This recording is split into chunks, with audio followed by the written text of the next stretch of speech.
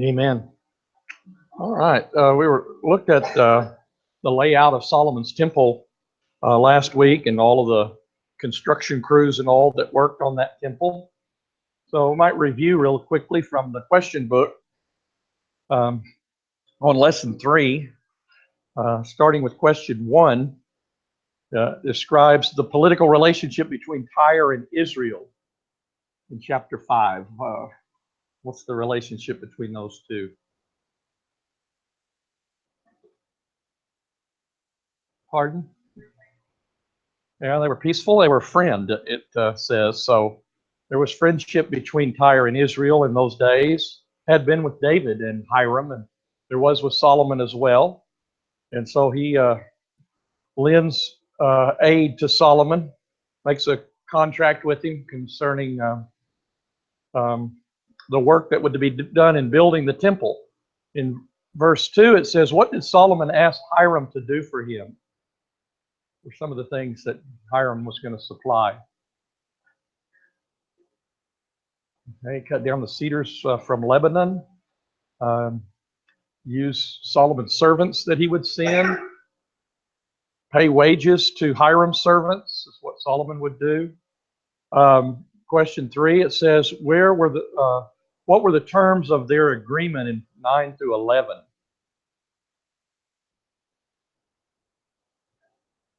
Pardon? Right. Solomon's going to supply food for the table of for Hiram's family. All that 2,000 cores of wheat and 2,000 cores of oil year by year, and Hiram will bring down the lumber. He'll float it down, bring it into Israel so that they can use it for the temple. How were workers supplied for the task to secure the timbers?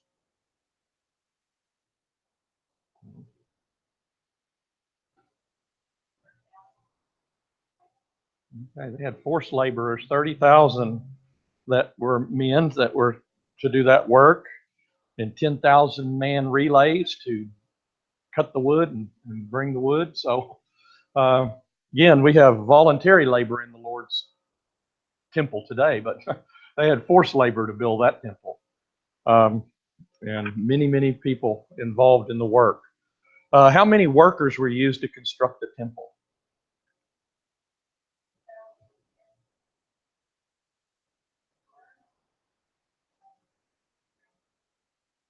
All right, 70,000, and then 80,000 doing different work, and then 3,300 chiefs or supervisors over those workers. So it's 153,300 right there. From where were these secured according to 2 Chronicles? Aliens that were in the land. So some of the former Canaanites and other people that lived in the land performed that labor. So it was the Jews and Gentiles involved in building this temple. How many years after the Exodus was the temple built? This is a good round number to remember.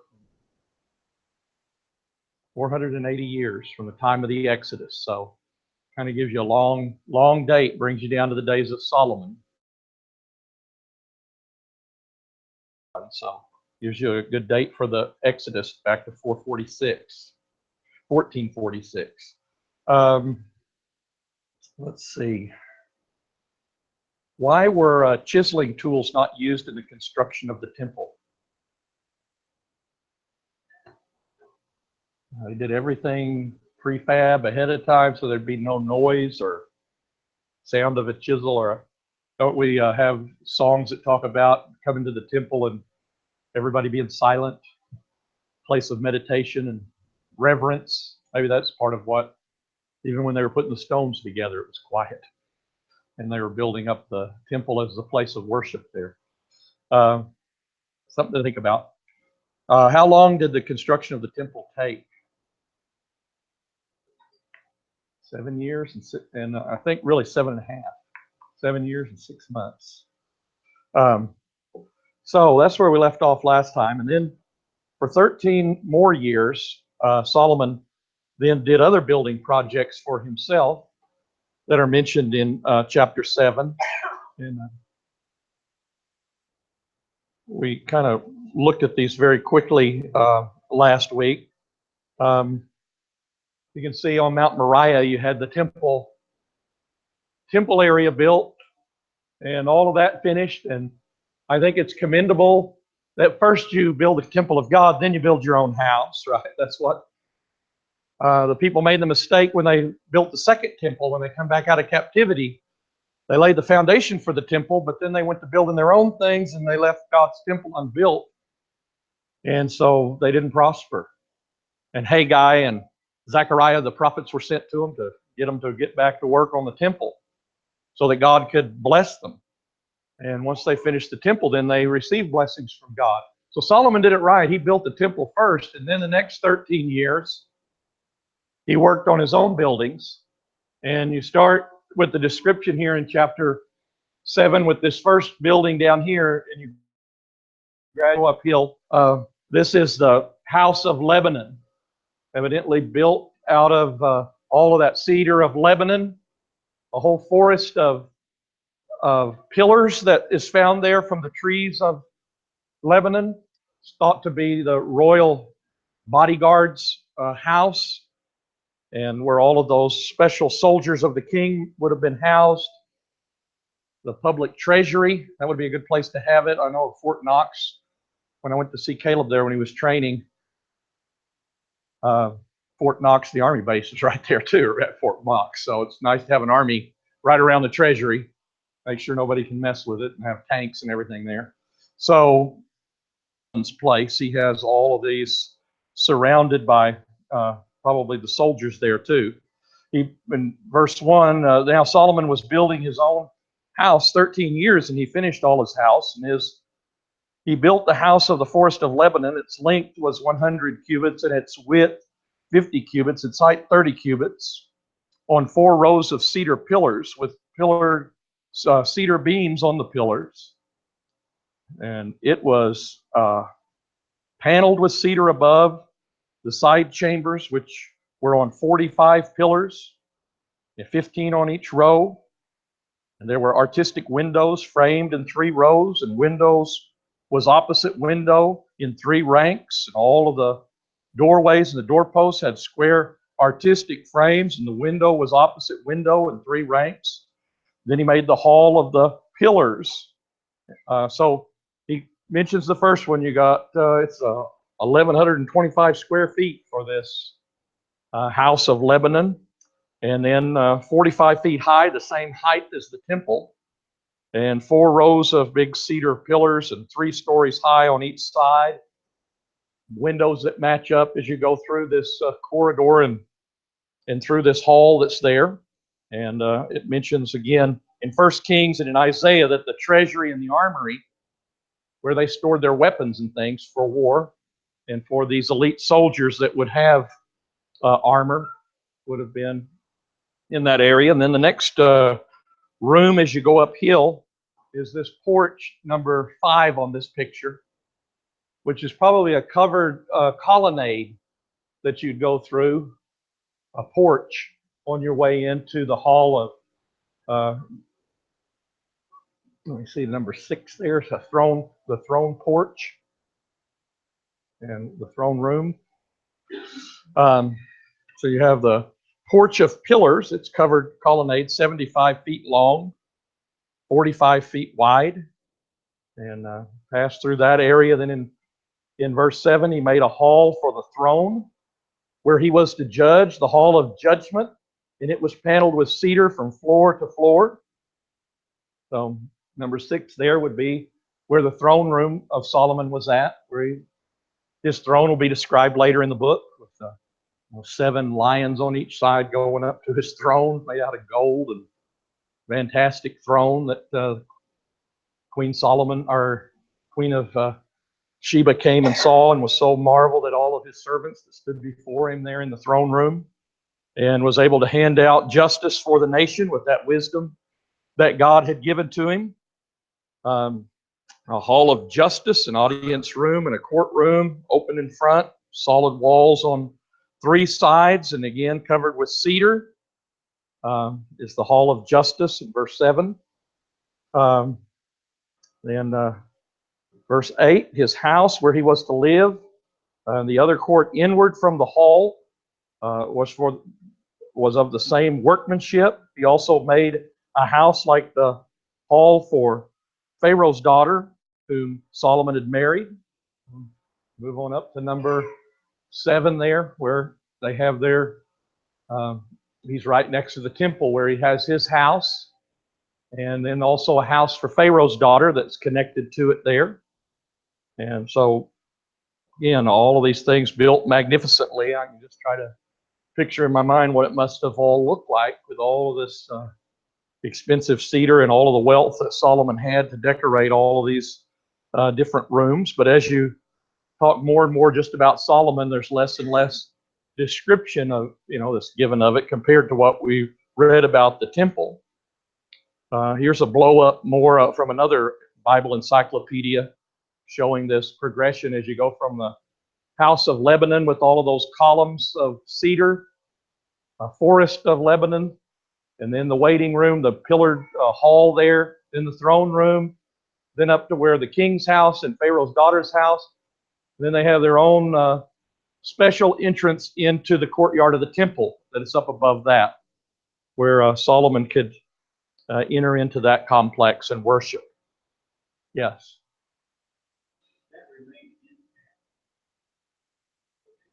No. Everything on the whole city was scraped flat by the Babylonians and dumped over the side of the cliff. There wasn't one stone left on top of another when the Babylonians got through with destroying the temple, and it was razed, just like shaving your face. So it was rebuilt after they came back out of captivity. Remember, Nehemiah was so distressed that there were no walls even around Jerusalem, and their enemies could just come in and do whatever they wanted. And so he asked permission from the Persian king to come and rebuild the walls. And it took them, so there was nothing except the little temple. They built the temple when they came back out of captivity. The ground is there, and I guess the platform that these things sat on was still there, but all the structures were gone. And then, of course, Herod built it back, maybe even greater than Solomon. And you remember, it started way before Jesus was born. 46 years before he was born, Solomon started building that temple. And he didn't finish it until about 60-something. Then in 70, the Romans did it again. They wiped the whole thing out, didn't leave one stone left on another. So, and now, of course, that Muslim mosque is on there, the Dome of the Rock mosque is there. So, it shows all of this glory and everything was because David had a good heart, and God was pleased with him, and Solomon started off well, and people were dedicated. But when their hearts go away from God, then he's going to leave this place desolate. So we want to keep all the glory and all, and keep God in our favor. We need to do his will. So then it begins to talk about the construction and all the fine stones that were used on Solomon's house. It wasn't like this kind of almost unfinished type stones that they used in the temple, but they were very finely shaped stones for the king and for all of his household and so on. Verses 9 through 11, it says, all these were of costly stone, of stone cut according to measure and sawed with saws inside and outside, even from the foundation to the coping, and so on the outside to the great court. It says the foundation was of costly stones, even large stones, stones of 10 cubits and stones of 8 cubits. And above were costly stones, cut stones according to the measure, and cedar. So the great court all around had 3 rows of cut stones and a row of cedar beams, even as the inner court of the house of the Lord and the porch of the house. So you remember, he had that three-tier wall that went around the outside of the temple. He does the same thing around these other buildings. So a lot of beautiful symmetry. Everything matches and goes together. It must have been a beautiful sight to see. All of these dressed stones that were sawn there and just the right size. When a cubit's 1.5 feet, so you reduce those numbers to our way of counting it. You had some foundation stones that are 12 feet long. Imagine one big giant block, 12 feet long. Then you got some 15 feet long, making up the foundation stones for these houses and these walls that they're building around. How much weight there is to those. Of course, you think about the foundation stones and how solid they are to hold up all these structures. The apostles in Christ are the foundation stones of the church, right? And we have great stones that we're built on. And might think of that picture, spiritually speaking. It's covered with these dressed stones again. Resembles the walls of the temple court there. Then it talks about the metal work that's done by Hiram and the artisans that came down from Tyre that were experts in working with brass or bronze and copper to be able to build all of the different furniture that goes in the courtyard of the temple in this chapter. And then it turns to the things that were built out of gold that go on the inside of the temple. And so verse 13 says, now King Solomon sent and brought Hiram from Tyre, and this is a workman. This isn't Hiram the king. It says he was a widow's son from the tribe of Naphtali, and his father was a man of Tyre. So sort of like Timothy. Timothy had a Jewish mother, but he had a Greek father. Here's a man that works on the temple, and his mother's an Israelite, but his father is not. Says a worker in bronze, and he was filled with wisdom and understanding and skill for doing any work in bronze. So he came to King Solomon and performed all his work. Remember, they had skilled workmen that were given wisdom by God to build the tabernacle. Well, this man has special wisdom and intelligence and understanding to work with this all of this brass that's going to be used. Inside the temple, gold. Outside in the courtyard is polished brass for all of the different metal instruments that are there. We're told in 2 Chronicles 2:14 that this Hiram was also an expert with gold, silver, brass, iron, stone, timber, and purple. So he was a master designer and worker in all of these expensive things and had special wisdom that was granted to him. The first things that are mentioned are these massive metal pillars that set in front of the temple on either side of the porch and door of the temple. And they're massive bronze works of art. And I think about trying to transport these things. I know when Babylonians destroy the city, it talks about how they had to chop these things up in order to haul them away. Says he fashioned the 2 pillars of bronze. 18 cubits was the height of one pillar, and a line of 12 cubit measures the circumference of both.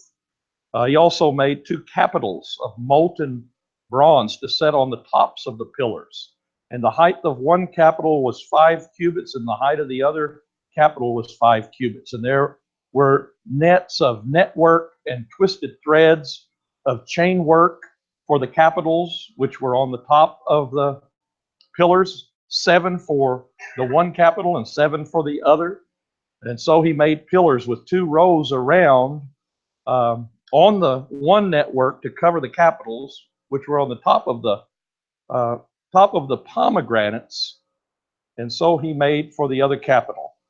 He has rows of pomegranates that go around the top and bottom. It says in verse 19, the capitals were on the top of the pillars.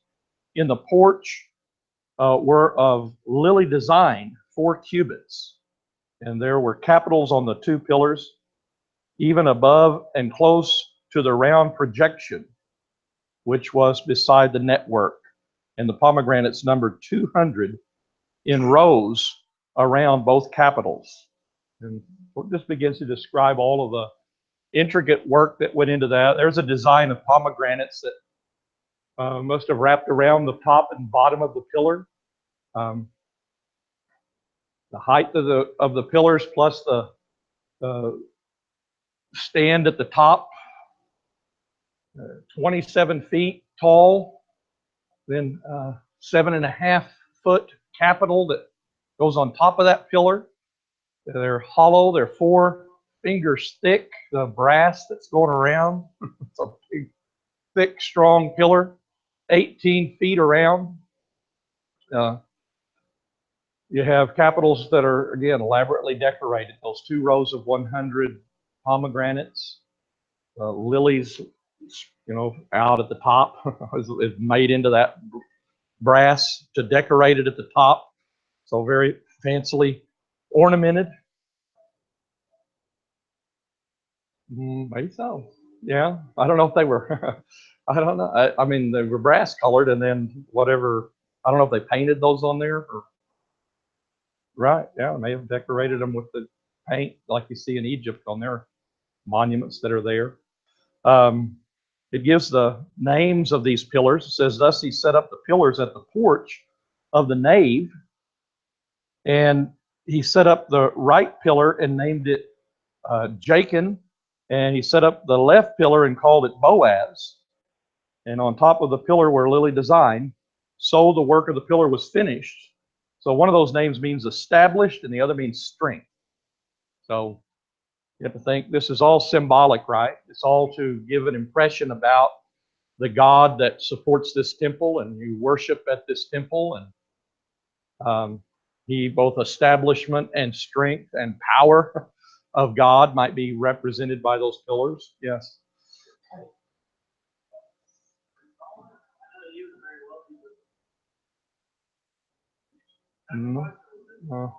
It's all of the spoils and riches that David had captured from all of the nations around about during his rule. He laid all of this up ahead of time for Solomon, and there's even going to be some left over when Solomon gets through.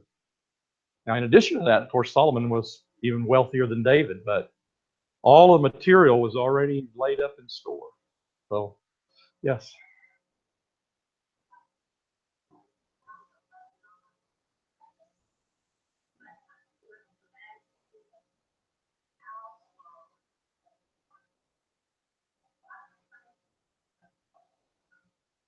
Well, it was used as a treasury, and it was used as the armory, and it's so it would be where the bodyguard would stay, where they kept the weapons, where they kept guard over the king in the temple. So it was all kinds of gold shields and things that they put in there. But it's just like you go to Washington, D.C., and you see these huge buildings, and they're all meant to impress you about the United States of America is great and powerful. And so is King Solomon and the son of David.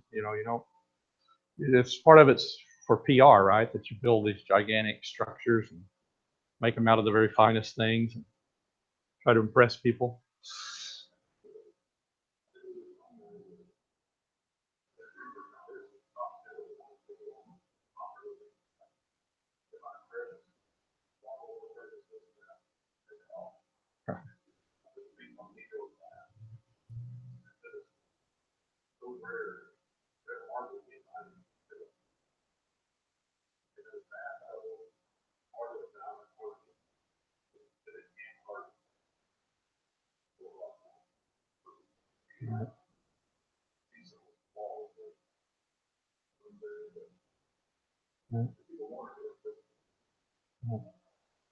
And so, I mean, David had hauled off from the Philistines and the Moabites and the Ammonites and the Syrians and all around. He'd taken their treasures when he conquered their lands and brought them back. And it's all to impress you with the power. And that's what's going to happen when the Queen of Sheba comes. She said the half. When she sees all this stuff Solomon built and him and how wise he is and how great he is, but the half has not been yet told about how great Jerusalem is and how great, Solomon is. So it was very, very, very impressive. But these things are symbolizing in the temple. Of course, they're all symbolic. They foreshadow the church too, don't they? Because the church. Well, think about some passages. Here's these great pillars of strength in front of the temple, right? And God has established the temple, and He is the strength of the temple. And God as the great God of eternity and all power. And that you got these pillars to represent that name. What is the church? Isn't it called a pillar? Can you think of a passage? Anybody? What are we the pillar of? Pillar in support of the truth. So what kind of pillar is that? That's an awful magnificent work to do, much greater than this type of pillar made out of brass to hold up the truth. What were Peter, James, and John? Why are they described in Galatians chapter 2? Paul came there and they gave him the right hand of fellowship, and they were reputed to be what in the church? Pillars in the church, right? So individuals are pillars in the church, like Peter and John the apostle and James the Lord's brother. They're people everybody depends upon, like our elders. So we want to depend upon those that have been in the faith for a long time, or that are strong in the faith. They're pillars in the church that you can count on. Someday we want to be pillars in the temple in heaven that's never going to be moved. This big old brass thing, you think, who's going to move that, when you get through with it? We want to be a temple in God's house. Stay there. We want to be a pillar there. So a lot of things symbolically to think about. The next thing that's mentioned is this brazen sea or bronze sea that is described. And you can read through the text there in verses 23 through 26. It's like the laver that was in the tabernacle courtyard where you would do the washing of the priest and washing of their hands and their feet and washing after the sacrifices. And you needed water all the time, right? In the temple, you had all of these animals that are being sacrificed. So you have this great bronze sea, it's called, that's built and cast. And it's 15 feet when you figure out the cubits there in diameter. It's 45 feet in circumference. It's 7.5 feet deep. It holds 17,000 gallons of water. That's something for the ancient world, built there in the temple courtyard. It's decorated with 2 rows of gourds that go around it. And it says it has 12 oxen, and their hind parts are underneath. And they're facing out, 3 on each side, facing the north, the south, the east, and the west. Oxen, there are 12 tribes of Israel. Maybe that has something to do with that. We're all beasts of burden, I guess, for God. We're to serve God like faithful oxen, right? Some of those living creatures have the face of an ox that's around the throne of God.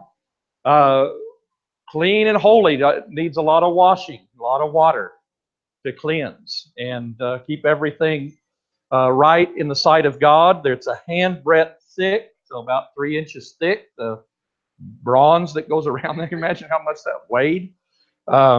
And the traditions are that it had taps, according to what's been handed down by the Jews, like little faucets and things where you could turn it on and get the water out of this great sea and pour it into the other portable lavers that they would roll around the courtyard. Again, you think about the symbolism with the church. How many verses talk about us having our hearts sprinkled clean from an evil conscience and our bodies washed in pure water? We were baptized into Christ, and then we're to keep ourselves clean and cleanse our hearts by faith. And we're to have lift up holy hands when we pray. We're supposed to be people that keep our feet in the right path. I think, what does James say? Cleanse your hands, you sinners. Purify yourself. When he tells us to repent. So all of these, you have to approach God. You've got to be clean. You've got to be forgiven. You've got to get rid of sin if you're going to be around God. Cleanliness is next to godliness. Isn't that an old saying that goes back to the temple, really? He expects people to be clean. And it's not physically clean, but really spiritually clean is what it's all symbolizing. If you're going to approach God, keep yourself spotless, without any wrinkle. That's what the church is supposed to be, to come before God. So there's symbolism in all of this. They had next described these portable lavers that they would wash. You see in the picture here, they pull it up next to the brazen sea, and they're pouring the water into it, filling it up from the big container, and it holds 230 gallons. So these weren't little things either, that they were rolling around on these rollers. 6 feet square, 4.5 feet high, and had 5 on the north, 5 on the south side of the temple in order to cleanse the priests and the temple courtyard. And again, they are various implements also that are made of bronze to facilitate the worship there in the courtyard that are mentioned in verse 40 that Hiram made. Now, Hiram made the basins and the shovels and the bowls, and so Hiram finished doing all the work which he performed for King Solomon in the house of the Lord. The 2 pillars and the 2 bowls and the capitals which were on the top, and the 2 pillars and the 2 networks to cover the 2 bowls of the capital which were on the top of the pillars, and the 400 pomegranates for the 2 networks, and 2 rows of pomegranates for each network to cover, and the 10 stands and the 10 basins and the 1 sea and the 12 oxen and the pails and the shovels and the bowls and utensils. And they were all polished bronze. So after he finished them, they polished them. So it would have been beautiful works of art, each one of them, in themselves. Look how they cast these things down in the Jordan Valley. It says, starting there in verse 46, in the plain of the Jordan, King cast them in the clay ground between Succoth and Zarethan, and Solomon left all the utensils unweighed because they were too many, and the weight of the bronze could not be ascertained. So I just imagine, try to picture those big molds that you'd make in the clay ground to pour all that bronze and be able to shape all of these things, and the work involved in transporting it back up to the temple. Amazing amount of work. So then they have to make all of the furniture for inside of the temple. There's, again, the sea. It doesn't mention the altar of burnt offerings that was made out. A great brass altar is not even described where the sacrifices were offered. But then you have the lavers now for the gold that goes on the inside. Right? Look, inside the tabernacle you had one table of showbread and 1 candlestick. Inside Solomon's temple, there's 10 candlesticks and 10 tables of showbread that are set up and all made out of gold. And all of the tools that are used on all of these things to snuff out the fire and to carry the incense, and all of that is made of gold as well. So in verses 48 through 51, there's the altar of incense that is built out of gold. Then the golden table for the showbread, 10 lampstands, the tongs in order to, I guess, handle the coal and so on, or the coals of fire, the bowls, the snuffers, the basins of gold, the spoons, the censers, then the hinges and the sockets of the hinges that are made out of gold for the wall, the doors that go before the most holy place and into the holy place that are made out of gold. So just tremendous description there of all of the things that Solomon did. In verse 51, it says, "And all the work King Solomon performed in the house of the Lord was finished, and Solomon brought in the things dedicated by his father David, the silver and the gold and the utensils, and he put them in the treasuries of the house of the Lord." So all of these things most closely associated with God, made out of gold, and are most precious, most glorious. And of course, we need to make ourselves into precious stones, not be wood, hay, and stubble in the church. But unlike material objects, we can go from being worthless to being worth something if we'll follow the Lord's teaching, we'll follow His instruction, we'll put away evil things out of our life and build good habits. We can become precious in the house of God. And as we draw close to God, we need to get more precious, don't we? We need to reflect His glory that He has.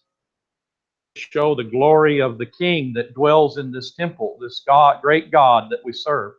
Well, the church is the temple of God. We're supposed to reflect the glory of God to people. The people who are associated with Him, we ought to cause His name to be glorified by our good works and not blasphemed by doing things that are wrong.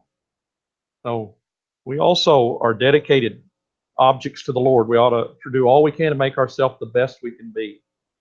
So the dedication of the temples in chapter 8. You have the bringing in of the Ark of the Covenant. Think about over 40 years it's been in tent that David had set up in order for the Ark of the Covenant to stay there. He came to Jerusalem 7 years after his reign began, and he tried to bring up the Ark, you remember? And Uzzah got struck dead because they weren't carrying it the right way.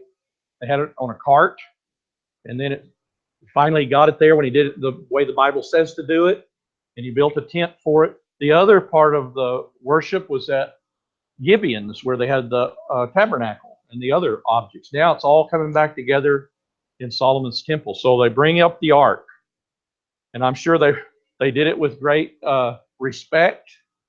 They don't want to repeat the mistake that David made the first time.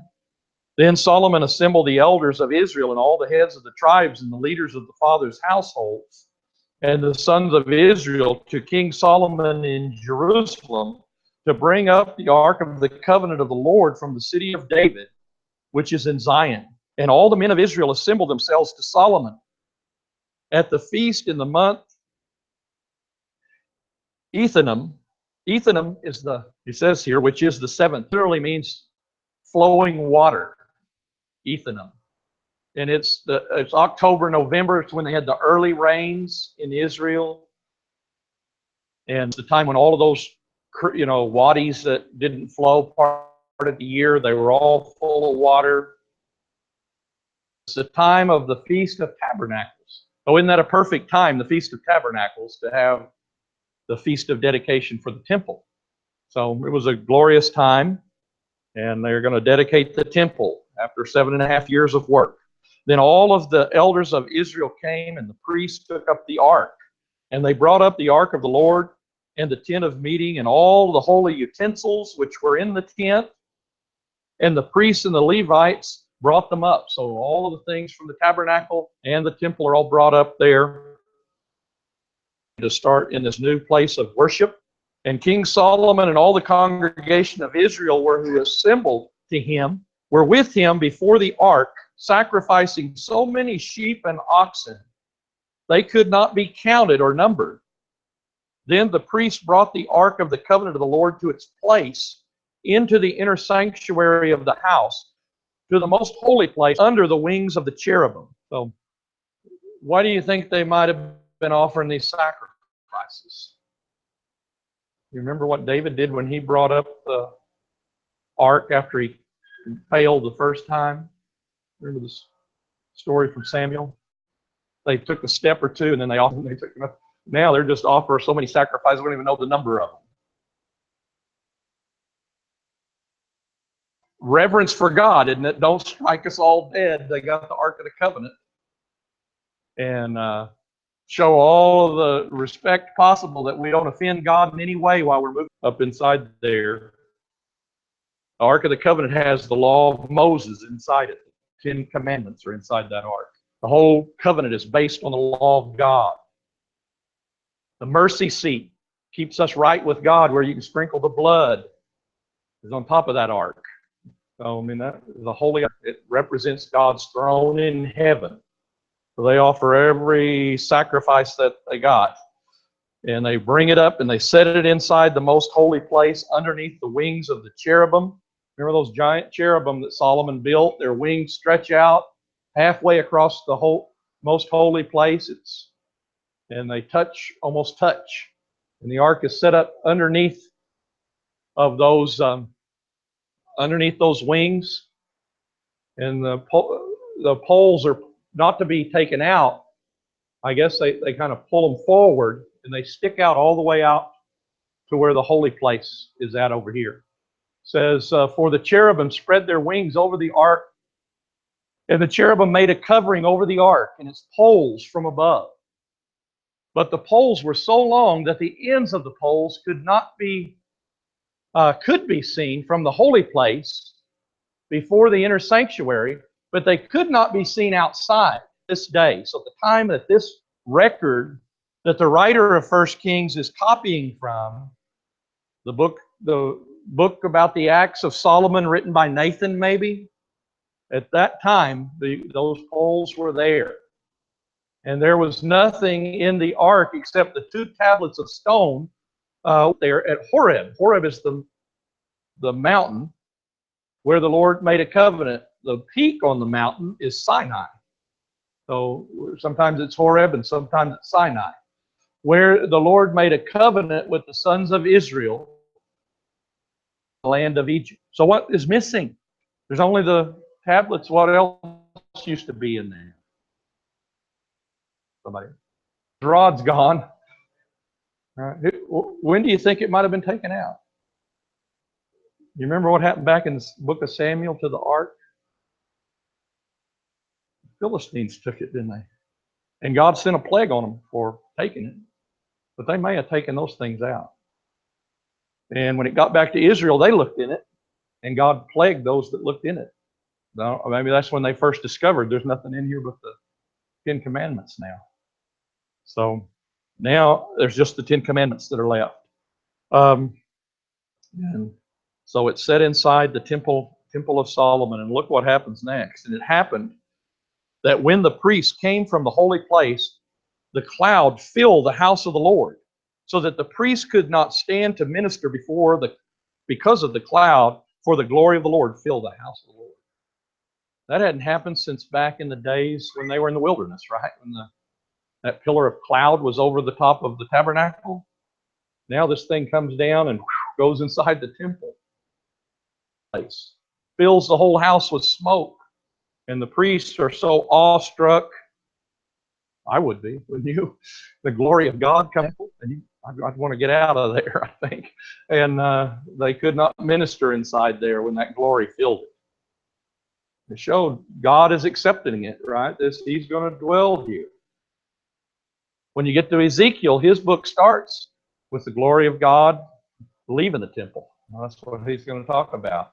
He sees the glory go up, move out of town, and then the Babylonians are going to come and destroy it. God's not going to have any more to do with it. And when Jesus left the temple, you remember the last words he told the Jews? I leave your house desolate. So Jesus walked out. And of course, Jerusalem was destroyed by the Romans 40 years later. Well, we're out of time. We'll have to come back and look at Solomon's great prayer of dedication. Really a model prayer that is given in chapter 8 and God's answer in chapter 9.